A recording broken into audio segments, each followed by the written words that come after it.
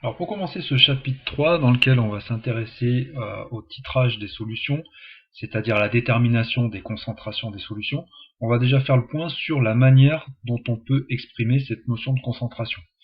On en connaît déjà deux, et puis dans cette vidéo je vais en rajouter une, et puis ensuite on verra le lien qui existe entre ces trois manières d'exprimer la concentration d'une solution.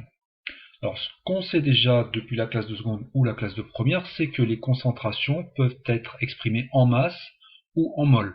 On parle alors de concentration en masse, massique, ou de concentration en mol, c'est-à-dire concentration molaire. Quand on veut exprimer la concentration molaire d'une solution, donc on utilise la lettre petit c, et cette concentration-là correspond au rapport entre la quantité de soluté en mol, donc quantité, par unité de volume de la solution exprimée en litres. On obtient donc une concentration qui est en mol par litre et qui exprime simplement la quantité en mol de soluté qu'il y a dans chaque litre de solution. En ce qui concerne la concentration en masse, donc la valeur massique de cette concentration, c'est le même principe de calcul. On va utiliser les lettres CM, concentration en masse, et on va faire le rapport de la masse de soluté qui a été donc dissoute dans la solution par unité de volume de la solution. On aura donc un rapport qui est en grammes par litre et qui correspond à l'unité de la concentration en masse.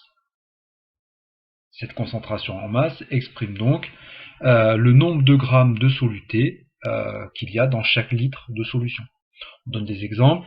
Une concentration molaire peut être par exemple de 0,2 mol par litre de soluté. Ça veut dire que dans chaque litre de solution, on a 0,2 mol de soluté. Évidemment, cette formule est réversible. On peut s'en servir pour calculer la quantité de matière de soluté. On peut s'en servir également pour calculer le volume d'une solution si on connaît les deux autres grandeurs. Exemple pour la concentration massique, si on dit qu'une solution a une concentration de 10 grammes par litre en soluté, ça veut dire que chaque litre de solution contient 10 grammes de soluté.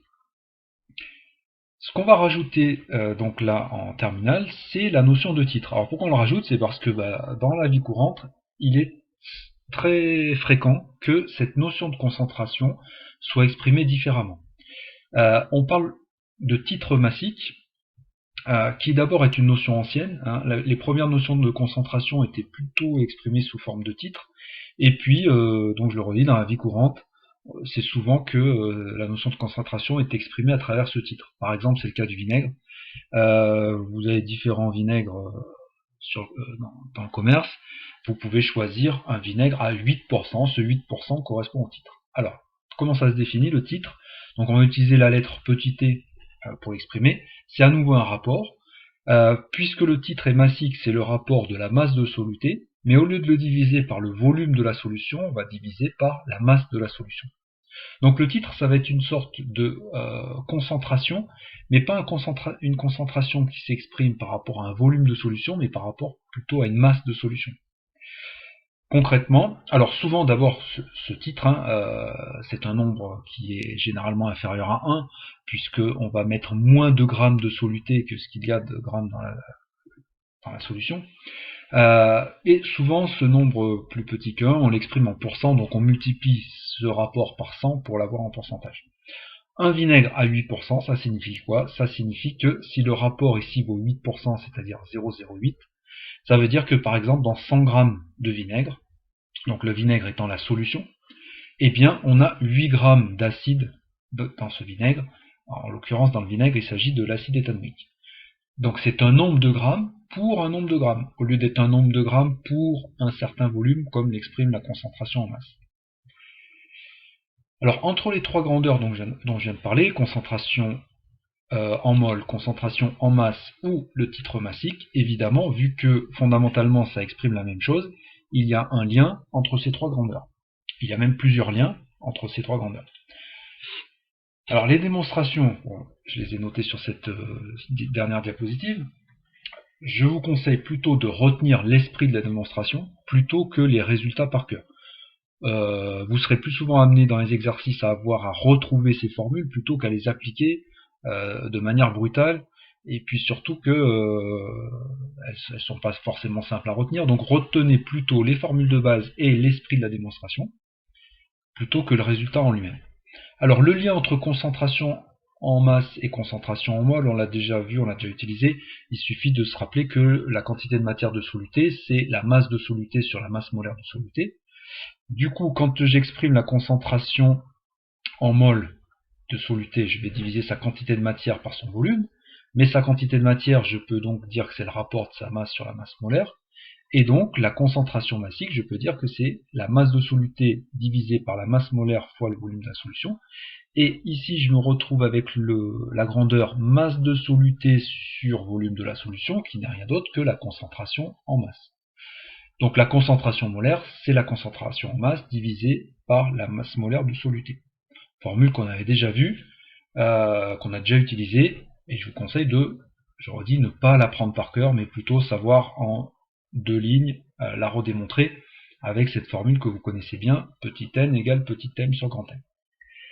En ce qui concerne le lien entre titre massique et concentration en mol ou concentration en masse, puisque maintenant on a un lien entre les deux, on va utiliser une autre formule que vous connaissez probablement, qui est que la masse de la solution, c'est sa masse volumique fois le volume de la solution, la formule M égale ρ fois V.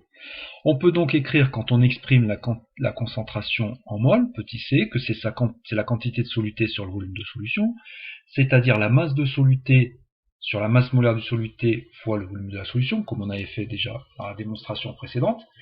Mais là, le volume de la solution, je décide de l'exprimer en fonction de la masse de la solution. Je fais donc passer le ρ de l'autre côté, et le volume de la solution, c'est la masse de la solution divisée par ρ, que je retrouve donc ici.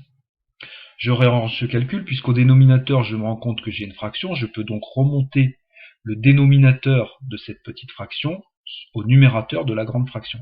La concentration en mol est donc égale à la masse du soluté fois ρ divisé par la masse molaire du soluté fois la masse de la solution. Et ici, je remarque que masse de soluté sur masse de solution, c'est ce qu'on a appelé précédemment le titre. Et donc je peux en conclure que la concentration en mol, c'est le titre fois la masse volumique de la solution sur la masse molaire du soluté. Et je peux aussi dire que la concentration en masse, c'est le titre fois la masse volumique de la solution. Si je compare, il suffit pour ça que je compare simplement ces deux formules-là.